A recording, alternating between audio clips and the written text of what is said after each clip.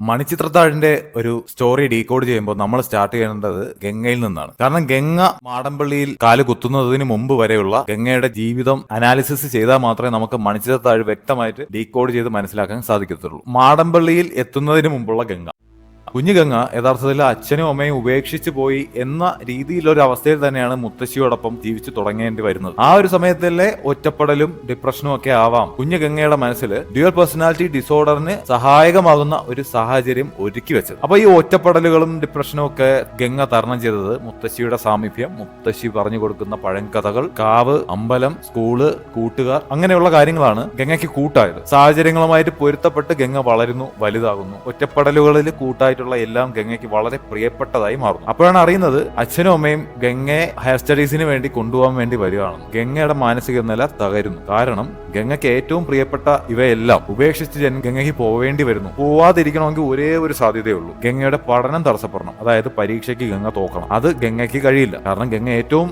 ഇഷ്ടപ്പെട്ട് ചെയ്യുന്ന ഒരു കാര്യമാണ് പഠനം. അപ്പോൾ ഏറ്റവും ഇഷ്ടപ്പെട്ട് ചെയ്യുന്ന ഈ പഠനത്തിന് വേണ്ടി ഏറ്റവും പ്രിയപ്പെട്ടതായ എല്ലാം ഉപേക്ഷിച്ച് പോവേണ്ട ഒരു സാഹചര്യം ഗംഗയ്ക്ക് വരുന്നു. ഈ പോയിന്റ് നിങ്ങൾ ഓർത്തു വെക്കുക. ഏറ്റവും ഇഷ്ടപ്പെട്ട ഒന്നിനു വേണ്ടി ഏറ്റവും പ്രിയപ്പെട്ട പല കാര്യങ്ങൾ വേണ്ടാന്ന് വെക്കേണ്ടി വരുന്നു എന്നൊരു സാഹചര്യം. ഈ സാഹചര്യത്തിലാണ് ഗംഗയുടെ ഡ്യുവൽ പേഴ്സണാലിറ്റി മുളച്ചു തുടങ്ങുന്നത്. വിദ്യാഭ്യാസത്തിന് തടസ്സം വരുത്താൻ ഗംഗയ്ക്ക് കഴിയില്ല, പക്ഷെ ഈ ആൾട്ടർ ഗംഗയ്ക്ക് കഴിയും. പതിയെ പതിയെ ഈ ആൾട്ടർ ഗംഗയെ കൺട്രോളിൽ വരുത്തുകയും ആ പരീക്ഷാ ദിവസം പുസ്തകങ്ങൾ വാരി എറിഞ്ഞ് ഗംഗ ഓടി എക്സാം തടസ്സപ്പെടുത്തുകയും ചെയ്തു. ഗംഗയെ മാനസിക രോഗം നിമിത്തം അവര് കൊണ്ടുപോവുക തന്നെ ചെയ്തു. അവിടെ പോയി ഗംഗയെ സണ്ണി പറഞ്ഞ പോലെ ഏതോ നല്ല ഡോക്ടറെ കീഴിൽ ചികിത്സിച്ച് ആൾട്ടർ ഗംഗയെ കൺട്രോളിൽ കൊണ്ടുവരിക അല്ലെങ്കിൽ അടക്കം ചെയ്തു എന്ന് വേണം പറയാൻ. ഡ്യുവൽ പേഴ്സണാലിറ്റി ഡിസോർഡർ നമുക്ക് ക്യൂർ ചെയ്യാൻ പറ്റൂല. അതുണ്ടാവാനുള്ള സാഹചര്യങ്ങൾ മാറ്റി രോഗിയോടും അടുത്ത ബന്ധുക്കളോടും അതിന്റെ സാഹചര്യങ്ങളും നിങ്ങൾ ഒഴിവാക്കേണ്ട കാര്യങ്ങളൊക്കെ പറഞ്ഞ് മനസ്സിലാക്കി ഒരു കൺട്രോളിൽ നിർത്താൻ മാത്രമേ ഡ്യുവൽ പേഴ്സണാലിറ്റി എന്ന മാനസിക അവസ്ഥയെ കൺട്രോൾ ചെയ്യാൻ പറ്റത്തുള്ളൂ. കൽക്കത്തയിലെ പുതിയൊരു ജീവിതം ആരംഭിച്ചു. അതുമായിട്ട് പൊരുത്തപ്പെട്ട് ഗംഗ പോകുമ്പോഴാണ് നകുലനെ പരിചയപ്പെടുന്നത്. നകുലനുമായി വിവാഹം കഴിക്കുന്നു. നകുലൻ എന്ന് പറയുമ്പോൾ വളരെ നല്ല ഒരു വ്യക്തിയാണ്, വളരെ ഇന്നസെന്റ് ആയിട്ടുള്ള ഒരു വ്യക്തിയാണ്. ഗംഗയെ സ്നേഹിക്കുന്ന, ഗംഗയെ അതുപോലെ സ്നേഹിക്കുന്ന ഒരു വ്യക്തിയാണ്. പക്ഷേ ഗംഗയ്ക്ക് ഒരു സ്ത്രീക്ക് ലൈംഗികപരമായിട്ടുള്ള സംതൃപ്തി കൊടുക്കാൻ നകുലൻ പരാജയപ്പെട്ടു. ഒരു കുഞ്ഞ് എന്ന ആഗ്രഹം ഗംഗയ്ക്ക് നിരാശയാണ് സമ്മാനിച്ചത്. ഈ ലൈംഗിക സംതൃപ്തി എന്നത് ഒഴിച്ച് നകുലൻ ഏറ്റവും നല്ല ഭർത്താവാണ്. ഏതൊരു പെൺകുട്ടിയും ആഗ്രഹിക്കുന്ന പോലെ ഒരു ഭർത്താവാണ് നകുലൻ. അതുകൊണ്ട് തന്നെ ഗംഗയ്ക്ക് വളരെ ഇഷ്ടമാണ് നകുലനെ ഉപേക്ഷിക്കാനും കഴിയില്ല. കുട്ടിക്കാലത്തുണ്ടായ അതേ അവസ്ഥ. ഇഷ്ടമായത് ഒന്നിനെ കൊണ്ട് ഗംഗയ്ക്ക് ആവശ്യമായ ധാരാളം കാര്യങ്ങൾ ഗംഗ സാക്രിഫൈസ് ചെയ്യേണ്ട വരുന്ന ഒരവസ്ഥ. ഗംഗ വീണ്ടും ഡിപ്രസ്ഡ് ആകുന്നു, ഫ്രസ്ട്രേറ്റഡ് ആകുന്നു. ഈ ഫ്രസ്ട്രേഷൻസ് ഒക്കെ ഗംഗ ഇത്തവണ ഒഴിവാക്കിയത് വായനയിൽ കൂടിയാണ്. നകുലനിൽ നിന്ന് കിട്ടേണ്ട സാന്ത്വനം ഗംഗയ്ക്ക് കിട്ടിയത് പുസ്തകങ്ങൾ കൂടിയാണ്. അതിൽ ഏറ്റവും പ്രിയപ്പെട്ടത് മഹാദേവൻ എഴുതിയ പുസ്തകങ്ങൾ കൂടിയാണ്. അതുവഴി മഹാദേവനോടൊരു ഇൻഫാക്ച്വേഷൻ ഗംഗയ്ക്ക് ഉടലെടുക്കുന്നു. ഗംഗ അറിയാതെ തന്നെ തന്റെ മനസ്സിന്റെ ഉള്ളിൽ മഹാദേവനെ ഒരു സ്വപ്നത്തിലെ നായകൻ എന്ന രീതിയിലൊക്കെ ഗംഗ സങ്കല്പിച്ചു തുടങ്ങുന്നു. ഈ മഹാദേവന്റെ കാവൂട്ട് എന്ന പുസ്തകത്തെ ശ്രദ്ധിക്കാം. കാവൂട്ട്, കാവ് നാഗങ്ങളുമായിട്ട് ബന്ധപ്പെട്ടതാണ്. നാഗങ്ങളെ ഊട്ടുന്നത് കാവൂട്ട്, അതെഴുതിയത് മഹാദേവൻ. ഗംഗ കുട്ടിക്കാലത്ത് കാവുകളിൽ പോയിട്ട് വിളക്ക് വെക്കുന്നതൊക്കെ നമ്മൾ സിനിമയിൽ കാണിക്കുന്നുണ്ട്. അതായത് ഗംഗയ്ക്ക് ഈ നാഗങ്ങളോട് ഒരു അറ്റാച്ച്മെന്റ് ഉണ്ട്. ഉള്ളിൽ കുട്ടിക്കാലത്തെങ്കിലും ഗംഗ വിചാരിച്ചാണ് ഞാനും ഒരു നാഗദേവതയോ അങ്ങനെ എന്തെങ്കിലുമൊക്കെ ആയിരിക്കുമോ എന്നൊക്കെ ചിലപ്പോൾ ഗംഗയുടെ സ്വപ്നങ്ങളിൽ ഉണ്ടായിരുന്നിരിക്കാം. അങ്ങനെ ചിന്തിക്കുമ്പോൾ ഈ പുസ്തകത്തിന്റെ പേര് കാവൂട്ട്, നാഗങ്ങൾക്ക് ഊട്ടുന്നത്, ഗംഗയിലെ സംതൃപ്തി ഇല്ലായ്മയെ ഊട്ടുന്നത്, അത് മഹാദേവന്റെ പുസ്തകത്തിലൂടെ മഹാദേവനാണ് ചെയ്യുന്നത്. ഇവിടെയാണ് എന്തുകൊണ്ട് ഗംഗ മഹാദേവനിലേക്ക് അട്രാക്റ്റഡ് ആയ എന്നൊരു സംഭവം. അപ്പോ ഈ ഒരു സാഹചര്യത്തിലാണ് ഗംഗ മാടമ്പള്ളിയിൽ എത്തുന്നത്. മാടമ്പള്ളിയിൽ എത്തിക്കഴിഞ്ഞാൽ ഗംഗയുടെ ശരീരത്തിലെ എങ്ങനെയാണ് ആ ഉറങ്ങിക്കിടന്ന ആ ഡ്യുവൽ പേഴ്സണാലിറ്റി ഡിസോർഡർ വീണ്ടും മുളയിടുന്നത് എന്നാണ് അടുത്ത നമുക്ക് നോക്കേണ്ടത്. ഈ മാടമ്പള്ളിയിലേക്ക് എത്തുന്ന ഗംഗ സത്യത്തിൽ ഒരു ചെറിയ പ്രതീക്ഷയിലായിരിക്കണം. കൽക്കട്ടയിലെ തിരക്കുകളും ബഹളവും കൊണ്ടായിരിക്കാം സണ്ണിക്ക് സെക്ഷൽ താല്പര്യങ്ങൾ കുറഞ്ഞിരിക്കുന്നതെന്ന് ഗംഗ കരുതിയിരുന്നു. ഇവിടുത്തെ ഗ്രാമാന്തരീക്ഷവും സമാധാനം നിറഞ്ഞ ജീവിതവും അതിൽ മാറ്റം വരുത്തിയാലോ എന്നൊരു പ്രതീക്ഷയിൽ കൂടിയാണ് ഗംഗ മാടമ്പള്ളിയിൽ എത്തുന്നത്. വരുവാനില്ലാരുമി ആ ഒരു സോങ്ങിന്റെ ഒരു ചെറിയ പോർഷൻ അവിടെ കാണിക്കുന്നുണ്ട്. ആ ഒരു പോർഷൻ നിങ്ങൾ ശ്രദ്ധിക്കുകയാണെങ്കിൽ നിങ്ങൾക്ക് മനസ്സിലാവും. ആ ഒരു വിൻഡോയിൽ ഒരു അസ്തമയ സൂര്യന്റെ ഒരു റിഫ്ലക്ഷൻ കാണിച്ചിട്ടാണ് ആ ഒരു ഷോട്ടിലോട്ട് ഗംഗ പാട്ടും പാടി കയറി വരുന്നത്. ഇതിന്റെ അർത്ഥം എന്ന് വെച്ചാൽ ഈ പ്രതീക്ഷ കൂടി അസ്തമിക്കാൻ പോകുന്നു എന്നൊരു പ്രതീകാത്മകമായിട്ടുള്ള ഒരു ഷോട്ടായിരുന്നു അത്. അത് കഴിഞ്ഞിട്ട് അടുത്തത് ഇവരുടെ ബെഡ്റൂം സീനാണ്. ഈ ബെഡ്റൂം സീനിൽ ഗംഗയുടെ മുഖം ഒന്ന് സൂം ചെയ്ത് നോക്കുകയാണെങ്കിൽ വളരെ സെക്ഷൽ ഡിസയറോട് കൂടി ഭർത്താവിനെ ബെഡിലോട്ട് ക്ഷണിക്കുന്ന രീതിയിലാണ് അവിടുത്തെ സംസാരങ്ങൾ വന്നിട്ടുള്ളത് എന്ന് ശ്രദ്ധിക്കാൻ പറ്റും. പക്ഷേ നകുലൻ പതിവ് പോലെ അത് അവഗണിച്ച് വിടുന്നതായിട്ടാണ് നമുക്ക് കാണാൻ പറ്റുന്നത്. ഗംഗ വീണ്ടും നിരാശയായിട്ട് ഉറങ്ങുന്നു. ആ ഉറങ്ങുമ്പോൾ ആ ക്യാമറ മൂവ്മെന്റ്, ആ നിരാശ കൊണ്ട് വീണ്ടും പഴയതുപോലെ ഭർത്താവിൽ നിന്ന് കിട്ടേണ്ട ഒരു സാന്ത്വനം ആ പുസ്തകത്തിൽ നിന്നും പുസ്തകം എഴുതിയ ആളിൽ നിന്നും സ്വപ്നത്തിലേക്ക് കൊണ്ടുവരുന്നു എന്നുള്ള ഒരു മീനിങ് ഫുൾ ആയിട്ടുള്ള ഒരു ഷോട്ടാണ് അവിടെ അവിടെ നിങ്ങൾ കാണുന്നത്. അപ്പോൾ ആ ഒരു സാഹചര്യത്തിൽ ഗംഗ തികച്ചും ഫ്രസ്ട്രേറ്റഡ് ആണ്, സെക്ഷുവലി ഡിസപ്പോയിന്റഡ് ആണ്. പക്ഷേ നകുലനോട് വളരെ സ്നേഹമാണ്. നകുലൻ ഇല്ലാതെ ഒരു ലൈഫിനെ കുറിച്ച് ആലോചിക്കാൻ പറ്റാത്ത അവസ്ഥ. പക്ഷേ അത് കാരണം മറ്റു പലതും നഷ്ടപ്പെടുന്ന ഒരു അവസ്ഥ. ഏകദേശം കുട്ടിക്കാലത്ത് എങ്ങനെയാണോ ഡ്യുവൽ പേഴ്സണാലിറ്റി ഡിസോർഡർ ഗംഗയ്ക്ക് വന്ന അതേ സാഹചര്യം തന്നെയാണ് ഇപ്പോ ഗംഗയ്ക്കുള്ളത്. ഏറ്റവും പ്രിയപ്പെട്ടതിന് വേണ്ടി മറ്റു പലതും സാക്രിഫൈസ് ചെയ്യേണ്ട അവസ്ഥ.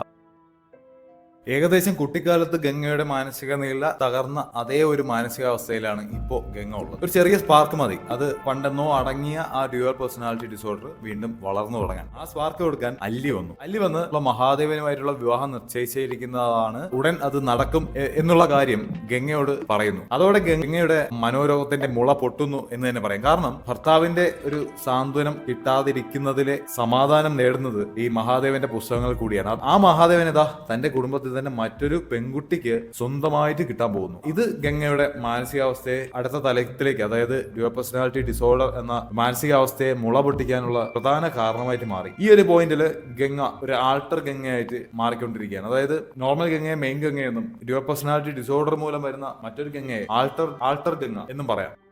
ഇനിയുള്ള ഗംഗയിലെ ഈ ആൾട്ടർ ഗംഗ പടിപടിയായിട്ട് സ്ട്രോങ് ആയിക്കൊണ്ടിരിക്കും. ഈ അല്ലിയെ കൊണ്ട് മഹാദേവനെ കാണാൻ പറ്റുന്ന രീതിയിൽ വിൻഡോ ഉള്ള റൂം കണ്ടുപിടിപ്പിക്കുന്നു. ഇതിനിടയിലാണ് നമ്മുടെ തമ്പി വന്ന് ഗംഗയോട് ദുർഗാഷ്ടമി നാളിൽ ഈ മാടമ്പള്ളിയിൽ നടക്കുന്ന ഈ ചടങ്ങിനെ കുറിച്ച് പറയുന്നത്. മുകളില് തെക്കിനിയിലുള്ള ദുർമരണപ്പെട്ട ആത്മാക്കളെ വീണ്ടും മന്ത്രത്തകട് കൊണ്ട് ഈ ആത്മാക്കളെ ബന്ധിച്ചിരിക്കുന്ന റൂമുകൾ ബന്ധിക്കുന്ന ഒരു ചടങ്ങ് എല്ലാ വർഷവും ദുർഗാഷ്ടമി നടക്കും എന്നൊരു കാര്യം ഗംഗയോട് തമ്പി പറയുന്നത്. ഇത് കേട്ട ഈ ആൾട്ടർ ഗംഗ ഒരു സാധ്യതയാണ് അവിടെ നേടിയത്. ഗംഗ നാഗവല്ലിയെ കുറിച്ചുള്ള ബേസ് കഥകളെല്ലാം ഈ നകുലന്റെ അമ്മയിൽ നിന്ന് കേട്ടിട്ടുണ്ട്. ആൾട്ടർ ഗംഗ ചിന്തിക്കുന്നത് ഇപ്പൊ നാഗവല്ലിക്ക് അതുവരെ പുറത്തിറങ്ങിയാൽ പല കാര്യങ്ങളും ഇവിടെ ചെയ്യാം, പലരെയും ഉപദ്രവിക്കാം, അതൊക്കെ നാഗവല്ലിയുടെ തലവരെയും ചെയ്യും. ആ കർമ്മത്തോടെ നാഗവല്ലി വീണ്ടും ബന്ധനസ്ഥയായി എന്ന ധാരണയിൽ എല്ലാവരും അത് കഴിയുമ്പോൾ ഈ പ്രശ്നങ്ങളൊക്കെ വിടുകയും ചെയ്യും. അപ്പൊ ഞാൻ നാഗവല്ലി ആയിരുന്നെങ്കിൽ എന്റെ പ്രശ്നങ്ങൾക്ക് കാരണമാകുന്ന അവരെയൊക്കെ ഇല്ലാതാക്കാം. ഈ ഞാൻ നാഗവല്ലി ആയിരുന്നെങ്കിൽ എന്ന് ചിന്തിക്കുന്നതിന്റെ പ്രധാന കാരണം ഗംഗയ്ക്ക് നാഗങ്ങളുമായിട്ടൊരു അറ്റാച്ച്മെന്റ് ഉണ്ട്. അത് കുട്ടിക്കാലത്ത് ഈ കാവുകളിൽ വിളക്ക് വയ്ക്കുന്നതും കാവൂട്ട് എന്ന പുസ്തകത്തോട് വലിയ അറ്റാച്ച്മെന്റ് തോന്നുന്നതിന്റെയും കാര്യം ഈ നാഗങ്ങളോട് ഗംഗയ്ക്കുള്ള അറ്റാച്ച്മെന്റ് ആണ്. ഇതിന് പ്രൂഫ് എന്ന രീതിയിലാണ് ക്ലൈമാക്സിൽ ഈ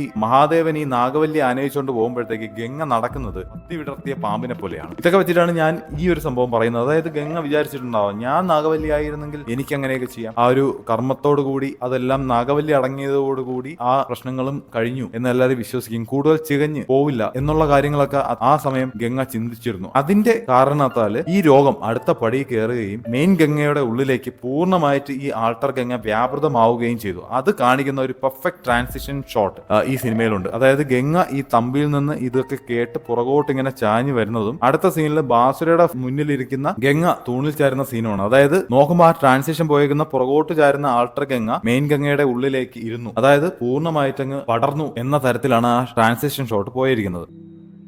പിന്നെ ഈ നാഗവല്ലിയുടെ കൂടുതൽ കഥകൾ, നാഗവല്ലിയുടെയും ഈ കാരണവരുടെയും കൂടുതൽ കഥകൾ ബാസുരയിൽ നിന്ന് ഗംഗ കേൾക്കുകയാണ്. അതുവഴി ഈ ആൾട്ടർ ഗംഗ മറ്റൊരു സാമ്യത അവിടെ കാണുന്നുണ്ട്. അതായത് വയസ്സനായിട്ടുള്ള കാരണവരാണുള്ളത്. പ്രായാധിക്യം കൊണ്ട് ലൈംഗികപരമായിട്ടുള്ള കാര്യങ്ങളിൽ ചില തളർച്ചകൾ ഉണ്ടായേക്കാം. ആ ഒരു കാര്യം ഈ ആൾട്ടർ ഗംഗയ്ക്ക് നകുലനുമായിട്ട് റിലേറ്റഡ് ആയി. അതുകൊണ്ട് തന്നെ ഞാൻ നാഗവല്ലിയാവുമ്പോൾ നകുലനായിരിക്കുമല്ലോ കാരണവർ എന്ന രീതിയിലേക്ക് ഗംഗ ചിന്തിച്ചു കാണണം. ഇത് കഴിഞ്ഞ് പടിപടിയായിട്ട് ഗംഗ പോലും അറിയാതെ ഓരോ കാര്യങ്ങൾ ഇങ്ങനെ ചെയ്തുകൊണ്ടിരിക്കുകയാണ്. അല്ലിയെ കൊണ്ട് തന്നെ റൂം തുറക്കാനുള്ള ചാവി ഉണ്ടാക്കി അതിന് പെർമിഷൻ നകുലനെ കൊണ്ട് നേടിയെടുത്തു. റൂമിൽ പോയി നാഗവല്ലിയെ കണ്ട് അവിടെ ആ റൂമിൽ നിന്ന് മഹാദേവനെ നേരിൽ കാണുന്ന ആ ഒരു നിമിഷം ഈ ആൾട്ടർ ഗംഗ പൂർണ്ണമായിട്ട് വിശ്വസിച്ചു തുടങ്ങി.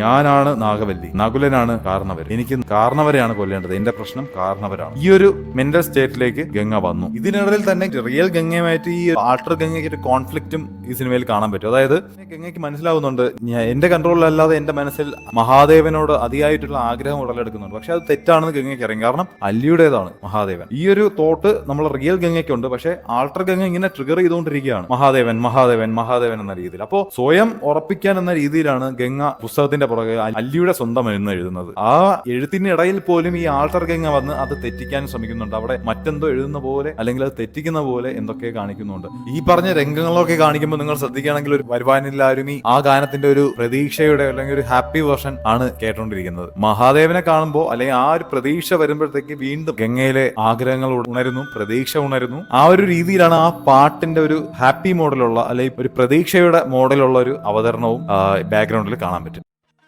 അതിനുശേഷം ഗംഗയിൽ എപ്പോഴും തുല്യ രീതിയിൽ ഈ ആൾട്ടർ ഗംഗയും ഉണ്ടാവും. ഏത് നിമിഷം വേണമോ ചേഞ്ച് ചെയ്യും എന്ന രീതിയിൽ. അവസരം കിട്ടുമ്പോഴൊക്കെ ഗംഗ മുകളിലെ റൂമിൽ പോവും, അവിടെ ഇരുന്ന് മഹാദേവനെ നോക്കും. രാത്രികാലങ്ങളിൽ അവിടെ മഹാദേവനെ നോക്കിയിരുന്ന് പാട്ട് പാടും. ദിവസങ്ങൾ കഴിയുന്തോറും ഇതിന്റെ കാഠിന്യം കൂടി വന്നു. ആരും അറിയാതെ പുറകുവശം വഴി ഈ മഹാദേവന്റെ വീട്ടിൽ പോയി മഹാദേവനെ കാണുന്നു, കണ്ട് തിരിച്ചു വരുന്നു. ഇങ്ങനെ തിരിച്ചു വരുന്ന ഒരു ദിവസമാണ് അടുക്കള ഭാഗത്ത് മുടിയഴിച്ചിട്ട ഒരു പെണ്ണിനെ കണ്ടു എന്നുള്ള രീതിയിൽ ഈ വേലക്കാരി പേടിക്കുന്നത്. ഗംഗ ഓടുന്നു, നകുലന്റെ അടുത്ത് പോയി കിടക്കുന്നു. ആ കിടക്കുന്ന പൊസിഷൻ നിങ്ങൾ നോക്കുമ്പോൾ അറിയാം, ഓടി വന്ന് കിടന്നത് പോലെ. കണ്ണടയ്ക്കുന്നു, ഉടൻ തന്നെ കൊട്ടു വെക്കുന്നു, കണ്ണ് പെട്ടെന്ന് തുറക്കുന്നു. മനസ്സിൽ ടെൻഷനാണ്. ആ വേലക്കാരി ശരിക്കും എന്നെ കണ്ടിട്ടുണ്ടാവുമോ? ആ ടെൻഷനോട് കൂടിയാണ് ഈ നകുലനെ വിളിച്ചുണർത്തി അടുക്കളയിലേക്ക് പോകുന്നത്. പോകുന്ന വഴിയിൽ കയ്യിലെന്തോ കരുതുന്നു. കാരണം അവിടെ എല്ലാവരുടെയും മുന്നിൽ താൻ നിൽക്കുമ്പോൾ തന്നെ ഒരു സൂപ്പർ നാച്ചുറൽ ആയിട്ടുള്ള എന്തെങ്കിലും കണ്ടാൽ ആൾക്കാർ എന്നെ സംശയിക്കില്ല, വേറെ എന്തോ അവിടെ ഉണ്ട് എന്ന് വിശ്വസിക്കും. ഗംഗ അത് ആ പ്ലാൻ ചെയ്ത പോലെ തന്നെ ആരും കാണാതെ ആ സൈഡിൽ ഒതുങ്ങി നിന്ന് കല്ലെറിഞ്ഞ് പൊട്ടിക്കുന്നു. എല്ലാവരും ഞെട്ടുന്നു. നകുലനൊഴിച്ച് ബാക്കി എല്ലാവരും വിശ്വസിക്കുന്നുണ്ട് അവിടെ എന്തോ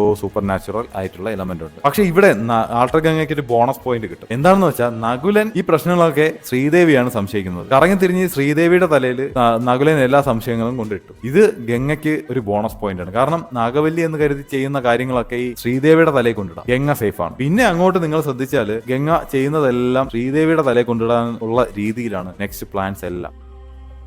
ഈ സണ്ണിയുടെ വരവാണ് ഈ ആൾട്ടർ ഗംഗയുടെ ആ ഒരു ഫ്ലോ തടസ്സപ്പെടുത്തിയത്. കാരണം സണ്ണിക്ക് ഗംഗയെ അറിയാം. അപ്പോൾ ആൾട്ടർ ഗംഗയ്ക്ക് വന്ന ഡിഫറൻസ് സണ്ണിക്ക് പെട്ടെന്ന് അറിയാൻ പറ്റും. കാരണം സണ്ണി ഒരു സൈക്കാട്രിസ്റ്റ് കൂടിയാണ്. അപ്പോ ഗംഗയാണ് പ്രശ്നങ്ങൾ ഉണ്ടാക്കുന്നത് എന്ന കാര്യം സണ്ണി പെട്ടെന്ന് തിരിച്ചറിയുമെന്ന് ആൾട്ടർ ഗംഗയ്ക്ക് അറിയാം. അതുകൊണ്ട് തന്നെ സണ്ണി വരുന്ന ആ സമയത്ത് തന്നെ സണ്ണിയുടെ മനസ്സിൽ ഇവിടെ ഒരു സൂപ്പർ നാച്ചുറൽ ആയിട്ടുള്ള ഒരു എനർജി ഉണ്ട് എന്നൊരു തോന്നൽ ഇട്ട് കൊടുക്കാൻ വേണ്ടിയിട്ടാണ് ആ ബാഗ് കത്തിക്കുന്നത്. സണ്ണി അങ്ങനെ ഒരു സൂപ്പർ നാച്ചുറൽ ആയിട്ടുള്ള സംഭവം വിശ്വസിക്കോ എന്ന് ചോദിച്ചാൽ സണ്ണി ഒരു സ്പിരിച്വൽ പേഴ്സൺ ആണ്. അതായത് ശബരിമലയിൽ പോയിട്ട് ആ പ്രസാദം കൊണ്ട് വന്നിരിക്കുന്ന ഒരു പേഴ്സണാണ്. അപ്പൊ എന്തായാലും ആ ഒരു രീതിയിൽ വിശ്വസിക്കാൻ സാധ്യത കൂടുതലാണ്. ഇനി ബാഗ് കത്തിക്കുന്നത്, ഗംഗ കുളിക്കടവിലോട്ട് പോകുന്ന സമയത്ത് ഗംഗ നോർമലിലാണ്. അവിടെ നിൽക്കുമ്പോഴത്തേക്കാണ് നകുലന്റെ വാ പൊത്തി സണ്ണി ഗംഗയെ എന്ന് വിളിക്കുന്നത്. ആ വിളി കേട്ട് കയറി വരുന്ന ഗംഗ. അപ്പൊ കുളിക്കടവിലോട്ട് പോകുന്ന ഗംഗയെ ശ്രീദേവി കണ്ടിരുന്നു. അപ്പോ ഈ വിളി കേട്ട് ഗംഗ കയറി വരികയാണ്. കയറി വന്ന് കാണുന്നത് സണ്ണിയാണ്. സണ്ണിയെ കാണുമ്പോഴത്തേക്ക് ആൾട്ടർ ഗംഗ ഉണരുന്നു. കാരണം സണ്ണി ആൾട്ടർ ഗംഗയ്ക്ക് പണി വരും. അതുകൊണ്ട് ആൾട്ടർ ഗംഗ ഉണരുന്നു. ആൾട്ടർ ഗംഗ ഈ ഒരു കലിപ്പില് നേരെ തെക്കിനിയിലോട്ട് പോകാൻ വേണ്ടി മുകളിലോട്ട് പോകുന്നു. ആ പോകുന്നത്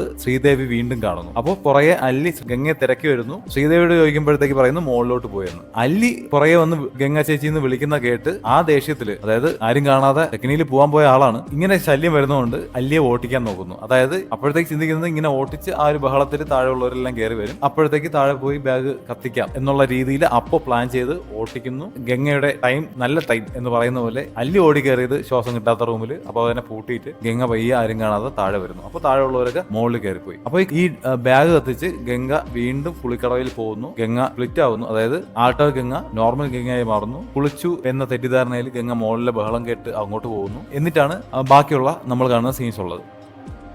അന്ന് രാത്രിയിലത്തെ സീനിൽ ചെലങ്കയുടെ ശബ്ദം കേട്ട് സണ്ണി ആദ്യം ഓടിപ്പോകുന്നത് ശ്രീദേവിയുടെ റൂമിലാണ്. കാരണം ശ്രീദേവി അവിടെ ഉണ്ടോ? ചെലങ്കെട്ട് നടക്കുന്ന ശ്രീദേവി ആണെങ്കിൽ ശ്രീദേവി റൂമിലുണ്ടാവില്ലല്ലോ. അപ്പൊ നോക്കിയപ്പോൾ ശ്രീദേവി അവിടെ ഉണ്ട്. അപ്പൊ തന്നെ സണ്ണിക്ക് മനസ്സിലായി ശ്രീദേവി അല്ല പ്രശ്നം, മറ്റാരോ ആണ്. ഇനി ആര് എന്നൊരു സംശയത്തിൽ പിറ്റേന്ന് രാവിലെ നമ്മുടെ ഗംഗയോടൊപ്പം സണ്ണി തെക്കിനിയിൽ പോകുന്നു. അവിടെ വെച്ചാണ് സിനിമയിൽ പറയുന്ന പോലെ ഗംഗയാണ് ആ മനോരോഗി എന്ന് സണ്ണി തിരിച്ചറിയുന്നത്. ഗംഗയുടെ ഉദ്ദേശം എന്ത് എന്നറിയണമെന്ന് വിചാരിച്ചിട്ടാണ് രാത്രിയിൽ പോയി നാഗവല്ലിയോട് സംസാരിക്കുന്നത്. അപ്പോൾ നാഗവല്ലി പറയുന്നുണ്ട് കാരണവരെ ദുർഗാഷ്ടമി കൊല്ലും. ദുർഗാഷ്ടമി എന്ന ഡേറ്റ് കിട്ടുന്നത് ഈ തമ്പി പറഞ്ഞിട്ട് അതിന്റെ ഒരു ഇതിലാണ് ഈ ദുർഗാഷ്ടമി തന്നെ നാഗവല്ലി ആയിട്ടുള്ള ആൾട്ടർ ഗംഗ പിടിച്ചത്. സണ്ണിക്ക് കാര്യം മനസ്സിലായി. ദുർഗാഷ്ടമി ദിവസം ആൾട്ടർ ഗംഗ ആരെയോ കൊല്ലാൻ ഉദ്ദേശിക്കുന്നുണ്ട്. ആരെ? നകുലനെയാണെന്ന് സണ്ണി എങ്ങനെ മനസ്സിലാക്കി? അഥവാ നകുലനെ ആയിരിക്കും? ഇത് എങ്ങനെ സണ്ണി ഉറപ്പിക്കും? അതിനു വേണ്ടിയിട്ടാണ് അടുത്ത ദിവസം സണ്ണി ഒരു നാടകം കളിച്ചത്. അതാണ് ആ വിഷക്കുപ്പി നാടകം. യഥാർത്ഥത്തിൽ ആ ചായയിൽ വിഷം ഉണ്ടായിരിക്കില്ല. അവിടെ വിഷക്കുപ്പിയിട്ട് തനിയെ ക്രിയേറ്റ് ചെയ്ത ഒരു സീനാണ്. എന്തിന്? ഈ സംഭവം, അതായത് വിഷം കൊടുത്ത് നകുലനെ കൊല്ലാൻ നോക്കി, അല്ലെങ്കിൽ നകുലൻ വിഷം കുടിച്ച് എന്തെങ്കിലും പറ്റിയേനെ എന്നൊരു സീൻ അവിടെ ക്രിയേറ്റ് ചെയ്യുമ്പോൾ ഈ ആൾട്ടർ ഗംഗ എങ്ങനെ പ്രതികരിക്കുന്നു എന്നറിയാം. എന്തുകൊണ്ട് വിഷത്തിന്റെ കാര്യം എന്ന് വെച്ചാൽ കാരണവര് പണ്ട് മരിച്ചത് വിഷം കഴിച്ചിട്ടാണ്. നാഗവല്ലിക്ക് കാരണവരെ കൊല്ലാൻ കഴിഞ്ഞില്ല. അതിനു മുമ്പേ കാരണവര് വിഷം കഴിച്ച് മരിച്ചു. ഇത് അറിയാവുന്ന ആൾട്ടർ ഗംഗയുടെ മനസ്സിലെ കാരണവരായിട്ടുള്ള നകുലൻ വിഷം കഴിച്ച് മരിക്കാൻ നോക്കി, അല്ലെങ്കിൽ വിഷം ഉള്ളിച്ചെന്ന് മരിക്കാൻ സാധ്യതയുള്ള ഒരു അവസരത്തിലേക്ക് എത്തി എന്നറിയുമ്പോഴത്തേക്ക് ഇപ്രാവശ്യവും എന്റെ കയ്യിൽ നിന്ന് മിസ്സാവുന്നോ എന്ന് തോന്നി പ്രതികരിക്കും. നിന്നെ അങ്ങനെ മിസ്സാകാൻ നമ്മെങ്കിൽ ഞാൻ നിന്നെ ഇപ്പൊ തന്നെ കൊല്ലും എന്നുള്ള രീതിയിൽ ആൾട്ടർ ഗംഗ കൊല്ലാൻ പോകുമ്പോഴത്തേക്കാണ് നകുലൻ പെട്ടെന്ന് മൈൻഡ് മാറ്റി ശ്രീദേവിയെ കൊണ്ട് റൂമിൽ അടയ്ക്കുന്നത്. ആ ഒരു പാട്ടുണ്ടല്ലോ ആഹിരി രാഗത്തിലാണ് പാടുന്നത്. ഈ നാഗവല്ലി ആയിട്ട് ആൾട്ടർ ഗംഗ രാത്രി തെക്കിനിയിലിരുന്ന് പാടുന്നതും ആഹിരി രാഗത്തിലാണ്. അപ്പോൾ ഈ ആഹിരി രാഗം കേൾക്കുമ്പോൾ നോർമൽ ഗംഗയിൽ നിന്ന് ആൾട്ടർ ഗംഗയിലേക്ക് ഒരു സ്പ്ലിറ്റ് ഉണ്ടാവും എന്ന് സണ്ണിക്കറിയാം. അപ്പൊ ഈ സ്പ്ലിറ്റ് തിരിച്ചറിയാൻ വേണ്ടിയിട്ടാണ് ഈ ശ്രീദേവിയെ റൂമിൽ അടച്ചിട്ട് ആഹിരി രാഗത്തിൽ ആ പാട്ട് പാടുന്നത്. എന്നിട്ട് ഈ ഗംഗയെ നോക്കിയിട്ട് സണ്ണി ഒരു വരി പാടുന്നുണ്ട്, അതായത് സരസ സുന്ദരി നീ അലസമായി ഉറങ്ങിയോ എന്ന്. അതായത് യഥാർത്ഥ ഗംഗ ഈ ആൾട്ടർ ഗംഗയുടെ സാന്നിധ്യത്തില് മനസ്സിന്റെ ഉള്ളിൽ അലസമായി ഉറങ്ങിയോ എന്ന അർത്ഥത്തിലാണ് ഗംഗയെ നോക്കി ആ ഒരു രീതിയിൽ ചോദിക്കുന്നത്. ഈ ഏകദേശം ഈ സാഹചര്യത്തിലൊക്കെ ഗംഗ കംപ്ലീറ്റ്ലി ഏകദേശം ആൾട്ടർ ഗംഗയുടെ കൺട്രോളിലാണ് ഉള്ളത്. മഹാദേവനുമായിട്ടുള്ള ആ റേപ്പ് സീൻ കഴിയുമ്പോഴത്തേക്ക് നിങ്ങൾ ശ്രദ്ധിച്ചാൽ ഈ നകുലനോട് ജസ്റ്റ് രോഗത്തിനെ കുറിച്ച് മാത്രമേ സണ്ണി പറയുന്നുള്ളൂ. പക്ഷെ നകുലനെ മാറ്റി നിർത്തി മഹാദേവനെ മാത്രം പുറത്ത് നിർത്തിയിട്ടാണ് മഹാദേവനോട് രോഗം മൂർച്ഛിക്കുമ്പോൾ ഗംഗ നാഗവല്ലിയായിട്ടും മഹാദേവനെ രാമനാഥനായിട്ടുമാണ് ഗംഗ കാണുന്നത് എന്ന് മഹാദേവനോട് പറയുന്നത്. ഇതെന്തിനാണ് മഹാദേവനെ മാറ്റി നിർത്തി പറഞ്ഞതെന്ന് വെച്ചാൽ നകുലൻ ഈ വിഷയങ്ങളൊന്നും അറിയുന്നില്ല. നകുലനോട് ഈ വിഷയങ്ങളൊക്കെ പറയുന്നത്, അതായത് യഥാർത്ഥ പ്രശ്നം എന്താണെന്ന് നകുലനോട് പറയുന്നത് ഈ ആവാഹന സീൻ കഴിഞ്ഞിട്ടുള്ള ഈ ഹിപ്നോട്ടൈസ് ആ ഒരു സീൻ ഉണ്ടല്ലോ, ആ ഒരു ടൈം ഗ്യാപ്പിലാണ് നകുലനോടും ശരിക്കുള്ള പ്രശ്നം പറയുന്നത്. ഈ ആഹ്വാനത്തറയിൽ നകുലനെ കൊണ്ട് കിടക്കുമ്പോൾ പോലും എന്തുകൊണ്ടാണ് നകുലനെ കൊണ്ട് കിടത്തുന്നത് എന്ന് നകുലനോട് പറഞ്ഞിട്ടില്ല. ജസ്റ്റ് സണ്ണിയോടുള്ള വിശ്വാസത്തിന്റെ പേരിൽ സണ്ണി പറയുന്നതൊക്കെ നകുലൻ ചെയ്തു എന്നതേ ഉള്ളൂ. നകുലനോട് ഈ അവസരത്തിൽ ഭാര്യയ്ക്ക് നകുലനിൽ സാറ്റിസ്ഫാക്ഷൻ ഇല്ലാത്തത് കൊണ്ടുണ്ടായ പ്രശ്നങ്ങളാണ് മുഖ്യ കാരണം എന്നുള്ള കാര്യം നകുലൻ അപ്പോ അറിഞ്ഞാൽ വല്ലാതെ തകർന്നു പോകും എന്ന ധാരണയിലാണ് സണ്ണി നകുലനോട് അത് പറയാതെ അവസാനം എല്ലാം കഴിഞ്ഞിട്ട് നകുലനെ പറഞ്ഞ് മനസ്സിലാക്കാം എന്ന രീതിയിൽ മാറ്റിവെക്കുന്നത്. അപ്പൊ മഹാദേവനോട് എന്തിനു അങ്ങനെ ഒരു സ്റ്റോറി പറഞ്ഞെന്ന് വെച്ചാൽ മഹാദേവന്റെ സാന്നിധ്യം ഈ ചികിത്സയ്ക്ക് വേണ്ടി വരും എന്ന് സണ്ണിക്ക് അറിയായിരുന്നു. അപ്പൊ മഹാദേവനെ കൺവിൻസ് ചെയ്യുന്ന ഒരു സ്റ്റോറി മഹാദേവനോട് പറഞ്ഞു എന്നേ ഉള്ളൂ. ഈ ഒരു സാഹചര്യത്തിൽ യഥാർത്ഥത്തിൽ റിയൽ ഗംഗ, മെയിൻ ഗംഗ പോലും ശ്രീദേവിയാണ് ഇവിടുത്തെ പ്രശ്നക്കാരി എന്ന് വിശ്വസിച്ചിരുന്നു. അത്തരത്തിലായിരുന്നു ഈ ആൾട്ടർ ഗംഗയുടെ പെർഫോമൻസ്. അതിനുദാഹരണമാണ് ഈ കീറിയ സാരി എടുത്തിട്ട് ശ്രീദേവി ആയിരിക്കും എന്ന് സണ്ണി പറയുമ്പോൾ അല്ലാതെ പിന്നെ ആരാ എന്ന് ചോദിച്ച് ഗംഗ ചായ എടുക്കാനായിട്ട് പോകുന്ന ഒരു സീനുണ്ട്. ഇതിലൊരു ചെറിയ ഡീറ്റെയിലിംഗ് ഉണ്ട്. അതായത് ഈ ബ്രഹ്മദത്ത നമ്പൂതിരിപ്പാട് വരുമ്പോഴത്തേക്ക് ഒരു ആടുന്ന കസേര അവിടെ ഉണ്ട്. ഈ സണ്ണി പുറകിൽ നിന്ന് വന്നിട്ട് ഈ ആടുന്ന കസേര പിടിച്ചു നിർത്തിയിട്ടാണ് നമ്പൂതിരിയെ കാണുന്നത്. അവർ തമ്മിലുള്ള സംഭാഷണം ഉള്ളത്. ഈ ആടുന്ന കസേര പിടിച്ചു നിർത്തുന്നതിലൂടെ ഈ ഗംഗയുടെ ഈ ചാഞ്ചാടുന്ന മനസ്സിനെ പിടിച്ചു നിർത്താൻ പോകുന്നത് സണ്ണിയാണ് എന്നൊരു ഡീറ്റെയിലിംഗ് അവിടെ കൊടുത്തിട്ടുണ്ട്. എന്തുകൊണ്ടാണ് നകുലൻ ഓർ ഗംഗ, ഒന്നുകിൽ നകുലൻ കൊല്ലപ്പെടും അല്ലെങ്കിൽ ഗംഗ ആത്മഹത്യ ചെയ്യും. ഈ നകുലൻ കൊല്ലപ്പെടുന്നത് ചികിത്സിച്ച് ഭേദമായില്ലെങ്കിൽ ഗംഗ നകുലനെ കൊല്ലാൻ ശ്രമിക്കും എന്നതുകൊണ്ടാണ് നകുലൻ കൊല്ലപ്പെടും എന്ന ഒരു ഓപ്ഷൻ സണ്ണി പറയുന്നത്. പക്ഷേ ഗംഗ ആത്മഹത്യ ചെയ്യും എന്തുകൊണ്ടാണ്? ഒരിക്കലും ഒരു രോഗാവസ്ഥ കൊണ്ട് ഇങ്ങനെ ചെയ്തു എന്ന് അറിയുന്ന ഗംഗ അല്ലെങ്കിൽ നകുലൻ അറിഞ്ഞാലോ അല്ലെങ്കിൽ ബന്ധുക്കൾ അറിഞ്ഞാലോ ഗംഗയ്ക്ക് ആത്മഹത്യ ചെയ്യേണ്ട ഒരു സാഹചര്യം ഇല്ല. പകരം അതായത് സ്വന്തം പുരുഷനിൽ സാറ്റിസ്ഫൈഡ് അല്ലാത്ത ഒരു സ്ത്രീ മറ്റൊരു പുരുഷനിൽ അത് കണ്ടെത്താൻ ശ്രമിച്ചു എന്നറിയുമ്പോൾ, ഭർത്താവ് അറിഞ്ഞു എന്നറിയുമ്പോൾ അല്ലെങ്കിൽ ബന്ധുക്കൾ അറിഞ്ഞു എന്നറിയുമ്പോഴത്തേക്ക് ഒരു സ്ത്രീക്ക് ഒരിക്കലും അത് സഹിക്കാൻ പറ്റില്ല. അതായിരിക്കും ഗംഗ ആത്മഹത്യ ചെയ്യാനുള്ള സാധ്യതകൾ സണ്ണി പറഞ്ഞത്. അതുകൊണ്ട് തന്നെയാണ് ഈ ബ്രഹ്മദത്ത നമ്പൂതിരിയോട് പറയുന്നുണ്ട്, എനിക്ക് ചികിത്സിക്കാൻ ധാരാളം വഴികളുണ്ട്, അതെല്ലാം ഒരു സ്ഥലത്താണ് വന്നു ചേരുന്നത്, അതായത് ഒന്നുകിൽ സണ്ണി അല്ലെങ്കിൽ ഗംഗ. പക്ഷെ ഞാൻ സെലക്ട് ചെയ്യുന്ന വഴിയിൽ എനിക്ക് തിരുമേനിയുടെ സഹായം, തിരുമേനിയുടെ മന്ത്രങ്ങളുടെയും കളത്തിന്റെയും ആ ഒരു അറ്റ്മോസ്ഫിയർ ഒരുക്കി തരണം എന്നുള്ള രീതിയിൽ തിരുമേനിയുടെ ആവശ്യപ്പെടുന്നുണ്ട്. അതെന്തിനാണെന്ന് വെച്ചാൽ, ഒന്ന്, ഈ ബന്ധുക്കളുടെ മുന്നിൽ ഒരിക്കലും ഗംഗ മനോരോഗിയാണ് എന്നൊരു ഇമേജ് വരാൻ പാടില്ല. അവിടെ ഒരു ആവാഹന കർമ്മം, ഗംഗയുടെ ശരീരത്തിലുണ്ടായിരുന്ന ഒരു പ്രേതാത്മാവിനെ ഒഴിപ്പിച്ചു എന്നത് മാത്രമേ അവരുടെ മനസ്സിൽ വരാവൂ എന്ന് സണ്ണി ആഗ്രഹിച്ചു. അതോടൊപ്പം ഈ ആൾട്ടർ ഗംഗ നിലവിൽ വിചാരിക്കുന്നത് ഞാൻ മരിച്ചുപോയ നാഗവല്ലിയാണെന്നാണ്. അപ്പോൾ ആ ആൾട്ടർ ഗംഗയെ വിശ്വസിപ്പിച്ച് ഒന്ന് അടക്കി ആ മെയിൻ ഗംഗയെ ഉണർത്തിയെടുത്താൽ മാത്രമേ മെയിൻ ഗംഗയോട് ഈ കാര്യങ്ങളൊക്കെ പറഞ്ഞ് നോർമൽ സ്റ്റേറ്റിലോട്ട് കൊണ്ടുവരാൻ പറ്റും. മാനസിക പ്രശ്നം ഉണ്ടെന്നും മാനസിക പ്രശ്നത്തിലേക്ക് പോയത് ഈ നകുലനിലെ പ്രശ്നങ്ങൾ കൊണ്ടാണെന്നും അത്തരത്തിലുള്ള തിരിച്ചറിവ് ഗംഗയ്ക്ക് കൊടുക്കണമെങ്കിൽ ഗംഗയെ മെയിൻ മെമ്മറിയിലോട്ട് കൊണ്ടുവരണം. അതിന് ആ ആൾട്ടർ ഗംഗയെ കബളിപ്പിച്ച് ആവാഹന ക്രിയകളൊക്കെ കാണിച്ച് തണുപ്പിച്ച് കൊണ്ടുവരണം. ഈ രണ്ട് കാര്യങ്ങൾ ചെയ്യാൻ വേണ്ടിയിട്ടാണ് തിരുമേനിയുടെ ആവാഹന കളത്തിന്റെ സഹായം സണ്ണി തേടുന്നത്. സണ്ണി നകുലനോട് പറയുന്നുണ്ട്, നിന്നെ അവൾ പിച്ച് ചീന്തി എന്ന് വരും, ഒരിക്കലും മാപ്പ് കൊടുക്കാൻ പറ്റാത്ത തരത്തിൽ ആഴമേറിയ മുറിവുകൾ അവൾ നിന്റെ മനസ്സിൽ ഉണ്ടാക്കും. എന്താണ് ഈ ആഴമേറിയ മുറിവ്? അതൊരിക്കലും മാനസിക രോഗം കൊണ്ട് കാരണവരായിട്ട് കണ്ട് നകുലനെ കൊല്ലാൻ ശ്രമിച്ചു എന്നറിയുന്നത് കൊണ്ടല്ല, അല്ലെങ്കിൽ പ്രേതാത്മാവ് ശരീരത്തിൽ കയറി കാരണവരായിട്ട് കണ്ട നകുലനെ കൊല്ലാൻ ശ്രമിച്ചു എന്ന് അറിയുന്നത് കൊണ്ടല്ല. അത്രയും വലിയ മുറിവ് ഉണ്ടാക്കുന്നത് എന്തുകൊണ്ടാണെന്ന് വെച്ചാൽ നകുലനിലെ കാര്യപ്രാപ്തി കുറവാണ് ഗംഗയിലെ ഈ അവസ്ഥയ്ക്ക് കാരണം എന്ന് നകുലൻ അറിയുകയും ഗംഗ അതിനുവേണ്ടി മറ്റൊരു പുരുഷനെ ഈ അസുഖം നിമിത്തം സ്വന്തമാക്കാൻ ശ്രമിച്ചു എന്നറിയുന്നത് പറയുന്നതിലൂടെയോ ആണ് നകുലനിൽ ഈ വിഷമങ്ങൾ, ഡീപ്പായിട്ടുള്ള മുറിവുകൾ മനസ്സിലുണ്ടാവാൻ സാധ്യത ഉള്ളത്. ഇതാണ് സണ്ണി ഉദ്ദേശിക്കുന്നത്. ആവാഹന ക്രിയ കഴിഞ്ഞിട്ടുള്ള റിയൽ ഗംഗയെ നെഞ്ചിൽ എറിഞ്ഞു കൊടുത്തിട്ട് സണ്ണി ഗംഗയോട് നകുലനോട് പറയുന്നുണ്ട്, ഇത്രയേറെ മാനസികമായിട്ട് ആഴത്തിൽ മനസ്സിലാക്കിയ ഒരു ഭാര്യയും ഭർത്താവും ലോകത്തിലുണ്ടാവില്ല സത്യമെന്ന്. അതായത് ആ നിമിഷം നകുലന്റെ പ്രശ്നങ്ങൾ എന്താണെന്നും ഗംഗയുടെ പ്രശ്നങ്ങൾ എന്താണെന്നും പരസ്പരം മനസ്സിലാക്കി എന്ന് വ്യക്തമാക്കുന്ന ഒരു സീനായിരുന്നു. അതായത് നമ്മൾ ഈ പറഞ്ഞ കാര്യങ്ങളൊക്കെ അവർ പരസ്പരം മനസ്സിലാക്കി അംഗീകരിച്ച് മുന്നോട്ട് പോകാൻ തീരുമാനിച്ചു എന്ന് വ്യക്തമാക്കുന്ന ഒരു സീനായിരുന്നു. അതുകൊണ്ടാണ് അത് കഴിഞ്ഞിട്ടുള്ള സീനിൽ കൽക്കത്തയിലേക്ക് പോകാൻ ഇറങ്ങിയ നകുലനും ഗംഗയും, ഗംഗ സണ്ണിയോട് പറയുന്നുണ്ട്, എനിക്ക് നകുലേട്ടൻ്റെതായിട്ട് മാറണം, അത് നകുലേട്ടന് പൂർണ്ണ ബോധ്യം വരണമെന്ന്. അതായത് നകുലന് മനസ്സിൽ ഒരു തരത്തിൽ പോലും സംശയം ഉണ്ടാവാൻ പാടില്ല, ഇവിടെ നിന്നാൽ തൊട്ടടുത്ത് മഹാദേവനുണ്ട്, ആ ഒരു സംശയം മാറില്ല എന്നൊരു തോന്നലിലാണ് ഗംഗ അത്തരത്തിൽ ഒരു രീതിയിൽ സംസാരിക്കുന്നത്. ഈ സിനിമ തീരുമ്പോഴത്തേക്ക് നമ്മുടെ ഇന്നസെന്റ് ക്യാരക്ടറിനോട് സണ്ണി പറയുന്നുണ്ട്, കാരണം അവരിവിടെയൊക്കെ ഉണ്ട്, അമിഴത്തെ മാത്രമേ പൂട്ടിയിട്ടുള്ളൂ. അതിന് ഇന്നസെന്റ് തിരിച്ച് മറുപടിയും പറയുന്നുണ്ട്. ഈ സീനിൽ വ്യക്തമാക്കുന്നത് അവിടുത്തെ ബന്ധുക്കളിൽ എല്ലാവരും ഇതൊരു ആവാഹനക്രിയ അല്ലെങ്കിൽ ഒരു ബാധ ഒഴിപ്പിക്കലാണ് നടന്നതെന്നും ഗംഗയുടെ മാനസിക പ്രശ്നങ്ങളെക്കുറിച്ച് അവർക്കൊരു ധാരണ ഇല്ല എന്നും ആണ് ഇത് വ്യക്തമാക്കുന്നത്.